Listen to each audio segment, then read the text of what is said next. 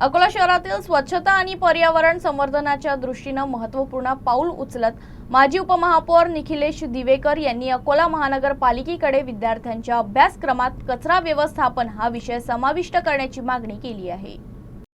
अस्वच्छतेमुळे dengue, malaria, अतिसार यासारख्या आजारांचा प्रसार होतो। तसंच हवा आणि पाणी प्रदूषणाने नागरिकांच्या आरोग्यावर गंभीर परिणाम होतात। नद्या, नाले आणि जमिनीचं प्रदूषण वाढून पर्यावरणालाही धोका निर्माण होतो। त्यामुळे शालेय स्तरावरच सार्वजनिक स्वच्छता यासारखा विषय परदेशी शिकवला जातो। त्याच धर्तीवर अकोल्यातही विद्यार्थ्यांमध्ये स्वच्छतेची सवय लावण्यासाठी हा विषय अभ्यासक्रमात असणं गरजेचं आहे, असं निवेदनात नमूद करण्यात आलं।